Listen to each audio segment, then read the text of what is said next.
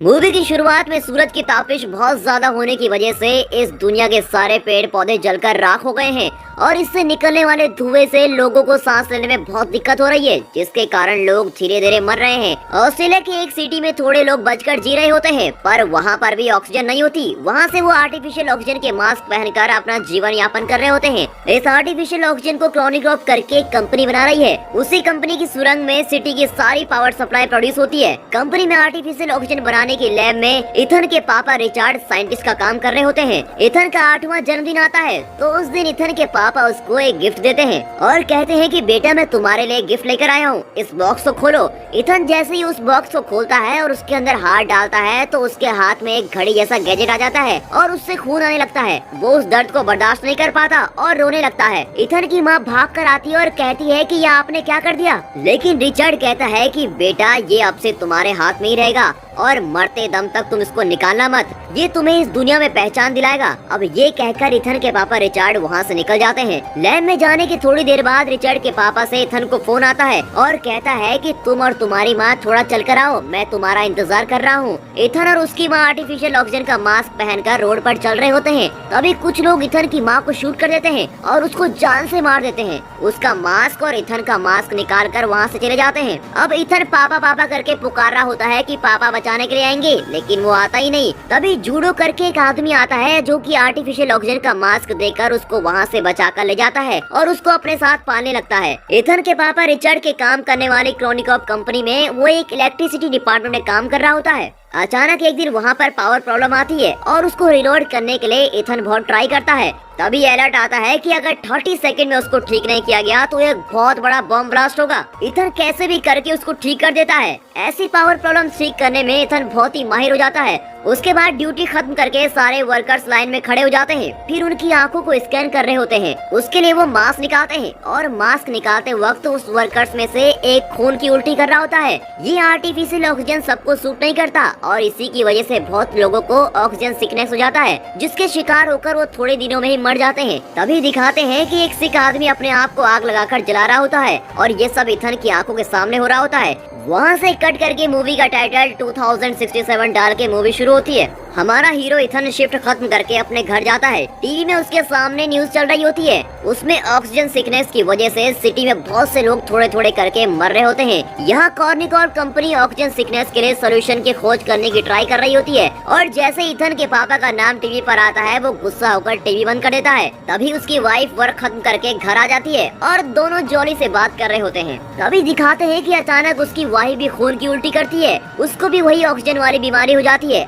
काम करते करते वो भी टेंशन में आ जाता है और सोचता है कि मेरी वाइफ भी कुछ दिनों में मर जाएगी। उसी वक्त थोड़े ऑफिसर्स इथन को ग्राउंड फ्लोर पे बुलाने के लिए आते हैं और उसको जबरदस्ती बुलाते हैं। ये देखकर इथन डर जाता है। तभी वहाँ पर जूड आता है। जूड कहता है कि चलो चलते हैं, देखते हैं कि क्या करते हैं। वहाँ कॉर्निक्रॉप कंपनी की सीईओ रेजिना को मीट करते हैं। रेजिना कहती है कि हमारी सिटी की हालत दिन ब दिन खराब होती जा रही है, लोग धीरे धीरे करके खत्म हो रहे हैं। वो कहता है कि वो सब तो ठीक है, पर मुझे यहाँ पर क्यों बुलाया है और मैं कर भी क्या सकता हूँ। तब रेजिना कहती है कि तुम ही हम सबको बचा सकते हो। इथन को कुछ भी समझ नहीं आता कि ये ऐसा क्यों बोल रही है। रेजिना इथन को और उसके दोस्त जूड को लैब में लेके जाती है। वहाँ पर साइंटिस्ट बिली इथन को वेलकम करता है। उस लैब में एक टाइम मशीन होती है। वो इथन को दिखाकर कहता है कि इसको तुम्हारे पापा रिचर्ड ने खोज निकाला था। इसमें से एक मैसेज हमने फ्यूचर को यानी कि 2467 में भेजकर चेक करके देखा और वहाँ से भी एक मैसेज वापस आया और वो क्या मैसेज है तुम खुद ही देख लो। रेजिना इथन को वो मैसेज दिखाती है। इथन वो देखकर बहुत ही शॉक हो जाता है क्योंकि उसमें कहा हुआ होता है कि इथन को भेजो। वो भी वो मैसेज इस प्रेजेंट टाइम से 400 साल बाद से आया था और उसमें 400 साल आगे भेजने की यानी कि फ्यूचर में भेजने की बात कही गई होती है। वो देखता है कि फ्यूचर में 400 साल बाद लोग जिंदा हैं। उसे बहुत ताज्जुब होता है क्योंकि ऐसे आर्टिफिशियल ऑक्सीजन यूज करेंगे तो थोड़े दिन में ही सब मर जाएंगे। फिर कैसे 400 साल बाद भी ये मशीन और लोग जिंदा हो सकते हैं और उनको हमारा नाम कैसे पता है, मुझे कुछ भी समझ नहीं आ रहा और वो लोग हमको क्यों बुला रहे हैं, उसको कुछ भी समझ नहीं आता। रेजिना कहती है तुम इस मशीन के जरिए 400 साल के एक दिन पहले फ्यूचर में जाओगे और इस मैसेज को किसने टाइप करके भेजा है उनसे मिलना होगा और उनके पास बात करके इस डिजीज की दवाई पूछकर मांग कर लानी होगी और उन लोगों ने तुम्हें ही बुलाया है इसलिए तुम्हें ही जाना होगा। तुम्हें ही दवाई को ढूंढ कर लाना ही है। यहाँ पर मौजूद हजारों लोग अपनी मौत और जिंदगी के बीच लड़ रहे हैं। फिर बिली बोलता है कि इसमें एक प्रॉब्लम भी है, हम सिर्फ तुमको यहाँ से भेज सकते हैं पर वापस आने का रास्ता तुमको ही ढूंढना पड़ेगा। रेजिना कहती है कि फ्यूचर में भी ऐसे ही कुछ जरूर होगा जिससे तुम वापस आ सकोगे। और ये सुनकर इथन कहता है कि ये सब मुझे नहीं करना, मेरी वाइफ को ऑक्सीजन प्रॉब्लम है, मैं उसके साथ रहना चाहता हूँ क्योंकि उसके आखिरी के दिन बचे हैं, उसको छोड़कर मैं बिल्कुल भी नहीं जाऊंगा। और ये बोलकर इथन वहाँ से निकल जाता है। उसके बाद इथन और उसका दोस्त एक जगह बैठकर बात करते हैं। तब इथन अपने दोस्त के पास कहता है कि मेरे पापा रिचर्ड की तरह मैं अपनी वाइफ को कभी भी अकेले नहीं छोड़ने वाला हूँ, इस वक्त मैं उसको अकेला छोड़कर तो कतई नहीं जाऊंगा। तभी जूड कहता है तुम दूसरों के लिए दवाई लेने नहीं जा रहे हो, तुम अपनी वाइफ के लिए भी दवाई लेने जाओगे वहाँ। और फिर उसका मन बदल जाता है। इथन घर जाकर जो कुछ हुआ वो सब बातें अपनी वाइफ को बता रहा होता है। वो सुनकर उसकी वाइफ कहती है कि तुम कैसे इतने सेल्फिश हो सकते हो, तुमने देखा था पिछले साल मेरी क्लास में 20 बच्चे पढ़ रहे थे पर अब सिर्फ क्लास में 12 ही बचे हैं। ऐसे ऑक्सीजन की कमी से मरने से बेहतर है तुम वहाँ जाकर दवाई लेकर आ जाओ, तभी सब खुश रह पाएंगे। ये सब तुम करोगे तो मुझे बहुत गर्व होगा, तुम जरूर मेरे लिए दवाई लेकर वापस आओगे, मुझे तुम पर बहुत भरोसा है और तुमको जाना ही होगा। उसके बाद इथन रात को जब उसकी वाइफ सो रही होती है तो वहाँ पर एक फूल रख देता है, बट वो फूल असली का नहीं होता, वो कुछ लोहे की पंखुड़ियों से बना हुआ होता है। उसमें उसने लिखा हुआ होता है आई विल बी बैक, और ये लिखकर वहाँ से निकल जाता है। अब आपको तो पता ही होगा कि ये लोहे का फूल क्यों है, क्योंकि वहाँ पर पेड़ पौधे तो है नहीं, तो असली का फूल कहाँ से आएगा। लेकिन जब वो जा रहा होता है तो उसकी वाइफ सोई नहीं होती, वो सिर्फ सोने की एक्टिंग कर रही होती है और वो इथन को पता नहीं चलने देती कि वो उसको देख रही है। अब इथन कॉर्निक्रॉप कंपनी के लैब में पहुँच जाता है। वहाँ रेजिना उसका वेट कर रही होती है। इथन उसके पास कहता है कि उस दवाई का एक ड्रॉप भी मिलेगा तो मैं उसको पहले अपनी वाइफ को ही दूंगा, अगर तुम ये बात मानती हो मैं तभी वहाँ जाऊंगा। ठीक है करके रेजिना भी एक्सेप्ट कर देती है। अब वो टाइम ट्रेवल का सूट पहनकर उस मशीन में रेडी होकर बैठता है। तभी साइंटिस्ट बिली इथन को एक छोटा सा गैजेट देता है और कहता है कि ये आयरन मैन पिक्चर में आने वाला जार्विस की तरह एडवांस रोबोट है, ये तुम्हारी एक एक मूवमेंट को रिकॉर्ड करेगा और तुम्हें सारी चीजें बताएगा। जूड भी उसको बाय करके भेज देता है। अब मशीन ऑन हो जाती है, उसमें काउंटडाउन शुरू होता है और 0 के आते ही इथन के बदन पर बहुत सारे रेडियंस पास होते हैं और बहुत ही स्पीड से टाइम ट्रेवल करके फ्यूचर में जाकर वहाँ एक जंगल में लैंड होता है। लैंड होते वक्त बेहोश होकर गिर जाता है। आंखें खोलकर देखता है तो उसका सूट जल रहा होता है। वो उसको गौर करता है, वो उठकर उसको बुझाने की कोशिश करता है पर वो आग और जल रही होती है, तो वो उस सूट को निकाल कर फेंक देता है। अब वो सूट उसकी आंखों के सामने जलकर विस्फोट हो जाता है। तभी वो एक चीज पर गौर करता है, उसके चारों तरफ सारे हरे भरे पेड़ हैं। ये देखकर वो बहुत ही खुश हो जाता है और ताज्जुब भी होता है क्योंकि पहली बार उसने इतने सारे पेड़ पौधे, इतनी नेचुरल ऑक्सीजन देखी होती है और उसका खुशी का ठिकाना नहीं रहता। अब वो हर चीज को छूकर मजे ले रहा होता है।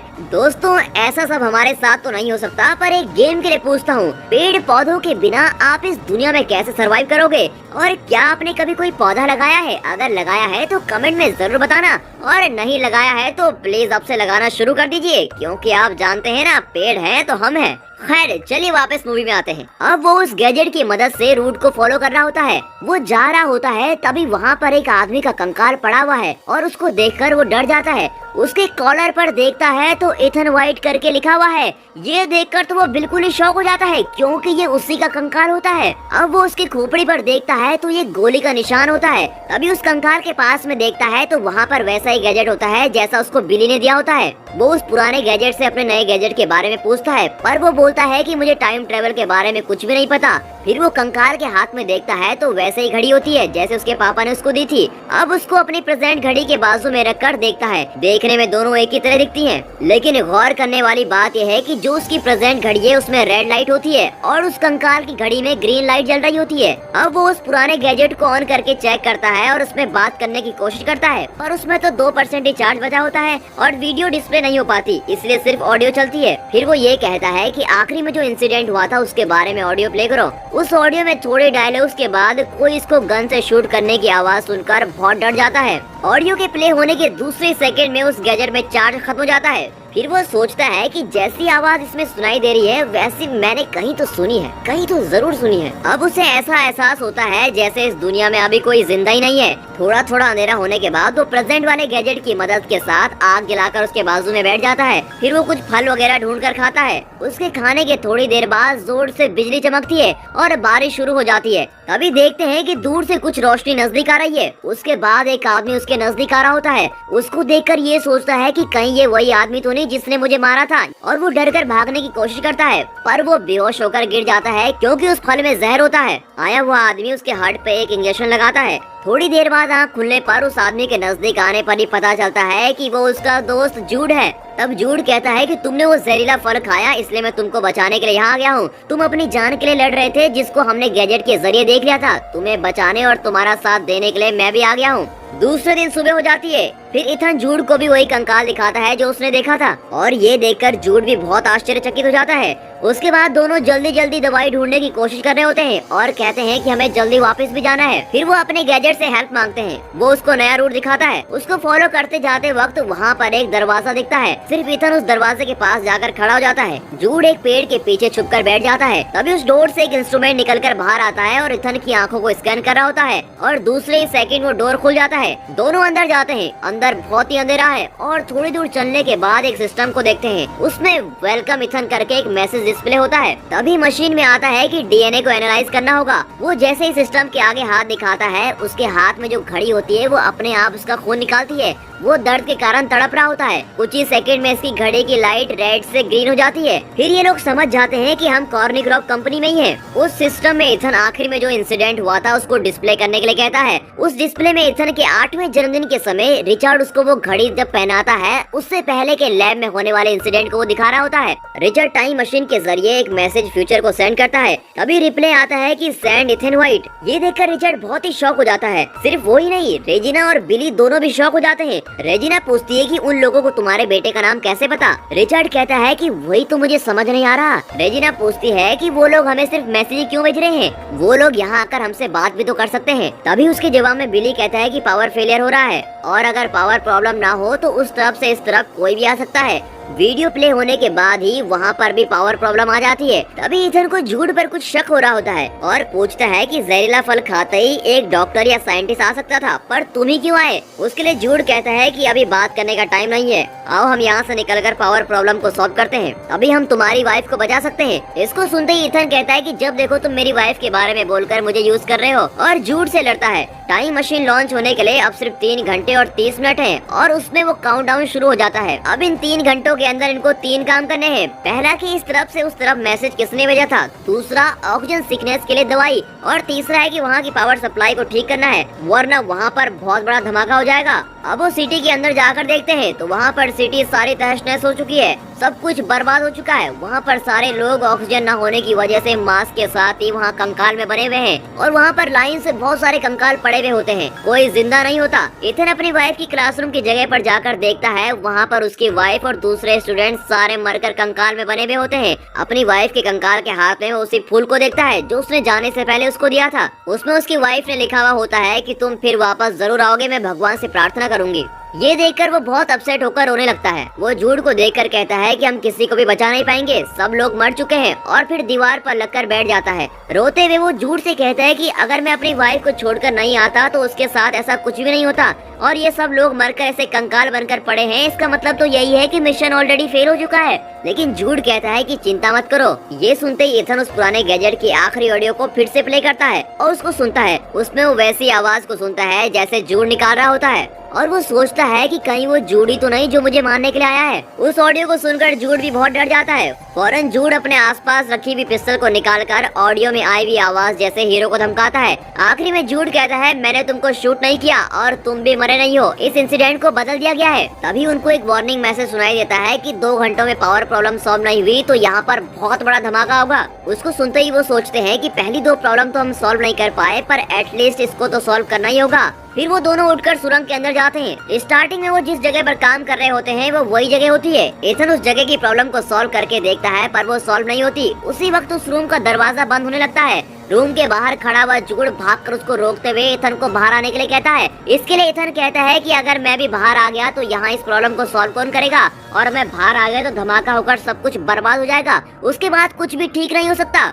अब जूड के हाथ को धक्का देकर वो उस दरवाजे के अंदर ही बंद हो जाता है। जूड बाहर से बहुत चिल्ला रहा होता है। उस रूम में ऑक्सीजन धीरे धीरे कम हो जाती है, लेकिन वो उस प्रॉब्लम को सॉल्व कर लेता है और बेहोश हो जाता है। तभी जूड उस डोर को तोड़कर अंदर आकर बेहोश हुए इथन को उठाकर वहाँ से बाहर ले जाता है और पावर सप्लाई फिर से एक्टिवेट हो जाती है। अब उन्होंने तीसरा काम तो यहाँ पर पूरा कर लिया, जो था पावर सप्लाई ठीक करने का। अब इथन यहाँ की सारी चीजों को जानने की कोशिश करता है, पर जूड उसको कुछ भी जानने नहीं देता, इसलिए जूड और उसकी लड़ाई हो जाती है। तभी इथन को एक आइडिया आता है, अपने नए गैजेट की बैटरी को निकाल कर वो पुराने गैजेट में डाल देता है और उसमें वीडियो प्ले करता है। इसी बीच इथन जूड को एक रूम में धकेल कर उसको बंद कर देता है। आखिर में उसके पापा रिचर्ड के साथ क्या हुआ ये जानने के लिए वो वीडियो प्ले करता है। उसमें दिखाते हैं कि रिचर्ड इथन के पास बात करता है, इथन तुम्हारा डीएनए होगा तो ये मशीन एक्टिवेट होगी। ये मशीन बुरे लोगों के हाथ में नहीं आनी चाहिए। ये मशीन अगर बुरे लोगों के हाथ में आ गई तो लोग इसका गलत उपयोग करेंगे, तुम्हें ही सबको बचाना पड़ेगा। तभी वही वाला सीन आता है जब वो कह रहा होता है कि तुम और तुम्हारी मम्मी चलकर आओ, मैं तुम्हारा इंतजार कर रहा हूँ, और फोन कट कर देता है। तभी रेजिना और जूड को दिखाते हैं। रेजिना कहती है कि इन सारे लोगों को बर्बाद होने दो, अगर मर गए तो दुनिया अपने आप ठीक हो जाएगी और फिर से पेड़ पौधे उग जाएंगे और ऑक्सीजन बनने लगेगी। अब क्योंकि रेजिना चाहती है कि वही फ्यूचर में जाए और सिर्फ वही बच पाए, रिचर्ड कहता है कि मेरे बेटे का डीएनए रहेगा तो ये मशीन एक्टिवेट हो पाएगी। रेजिना बिली के पास कहती है तुमको ये मशीन ऑपरेट करने आती है? वो कहता है कि हाँ पता है, और जैसे ही वो कहता है उसके अगले सेकंड वो बिना कुछ सोचे समझे झट से रिचार्ड को शूट कर देती है और वो वहीं पर मर जाता है। रिचार्ड के मरने की वजह से ही वो उस दिन अपनी वाइफ और बच्चे को बचाने के लिए नहीं जा पाता, और अब इथन को समझ में आ जाता है कि उस दिन पापा बचाने क्यों नहीं आए, और अब उसके दिल से अपने पापा के लिए नफरत चली जाती है। ये सब देखकर वो रो रहा होता है। तभी जूड उस रूम के अंदर का दरवाजा तोड़कर बाहर आ जाता है। वो वीडियो कंटिन्यूअसली चलाता रहता है। उसमें रेजिना रिचार्ड को शूट करने के बाद जूड से कहती है कि इथन की माँ को मार कर लाओ और इथन को हमारे पास लेकर आओ, वो इस मिशन का की है और उसी के जरिए हम फ्यूचर तक पहुंच सकते हैं। ये सब देखने के बाद इथन गुस्सा होकर कहता है कि तुमने भी मुझे यूज किया है, और जूड को देखकर चिल्लाता है, पर वो जूड कहता है कि इसमें मेरी कोई गलती नहीं है, मुझे भी तुम्हारे जैसे यूज किया गया है। अब वो जूड अपने आप को सच साबित करने के लिए खुद पर गोली चला देता है और वहीं पर इथन के सामने मर जाता है। अब रेजिना ने इथन को फ्यूचर में इसलिए भेजा ताकि उसके डीएनए से वो मशीन एक्टिवेट हो पाए, और वही उसका मेन मोटिव था उसको वहाँ भेजने का। अब इथन ये सोच रहा होता है कि उन्हें यहाँ आने से कैसा रोका जाए। तभी अचानक उसके पापा रिचर्ड का भेजा हुआ फर्स्ट मैसेज आता है, जिसमें लिखा हुआ होता है कि ये मशीन बुरे लोगों के हाथ में नहीं आनी चाहिए। कट करके पास्ट में रेजिना उसके जाने वाले थोड़े लोगों के साथ टाइम ट्रेवल करने के लिए बिल्कुल तैयार है और इसका इंतजार कर रही होती है, और सोच रही होती है कि थोड़े ही सेकंड में इथन को मारकर जूड यहाँ पर आ जाएगा, और जैसे ही वो आएगा हम उसको भी मार देंगे और यहाँ से फिर हम फ्यूचर में चले जाएंगे। थोड़ी देर में मशीन में काउंटडाउन शुरू होता है, और जैसे ही 0 आता है वो सब खुश हो जाते हैं और सोचते हैं कि जैसे ही वो आएगा खट से शूट कर देंगे। लेकिन वो सब ये देखकर शॉक हो जाते हैं, क्योंकि उस मशीन में बहुत सारे पेड़ पौधे आ रहे होते हैं और उसी के साथ वो मशीन शट डाउन हो जाती है। कट करके दिखाते हैं कि इथन ने मशीन को बंद कर दिया है, और उसको देखकर रेजिना चीखकर बहुत जोर से चिल्लाती है। उन पेड़ पौधों के साथ रेजिना की रिचार्ड को भी शूट करने वाली वीडियो भी है, और उसी के साथ उसने अपनी वाइफ के लिए गिफ्ट भी भेजा है। तभी एक एनोनिमस रेडिएशन के जरिए इन्फॉर्मेशन मिलने की वजह से पुलिस कॉर्निक्रॉप में छाप मारती है। सारे पेड़ पौधों को लेकर रेजिना को भी गिरफ्तार कर लिया जाता है। इन पेड़ पौधों के साथ वो लोग नए पेड़ पौधे उगा रहे होते हैं, और यहाँ पर दूसरा काम खत्म होता है और सभी लोग सोच रहे होते हैं कि भगवान ने उनके लिए पेड़ पौधे भेज दिए हैं। ये सब कुछ न्यूज में चल रहा होता है। उसकी वाइफ ये देखकर बहुत खुश हो जाती है और सोचती है कि ये इथन का काम ही है, और वो समझ जाती है कि मेरे पति इथन ने किया है। तभी इथन का भेजा हुआ गिफ्ट एक लड़की आकर उसको देती है। उसको ओपन करके देखती है तो उसके अंदर असली का फूल होता है। उसको देखकर वो बहुत खुश हो जाती है और उसकी आंखों में आंसू आ जाते हैं। अब फ्यूचर में रह रहे इथन को दिखाते हैं। अब वो भागकर जाके सिटी को देखता है। वहाँ पर भी बहुत सारे लोग जिंदा हैं और सारी सिटी में हरे भरे पेड़ पौधे हैं और वहाँ पर बहुत खुश रहता है। और यहाँ पर ये मूवी खत्म होती है।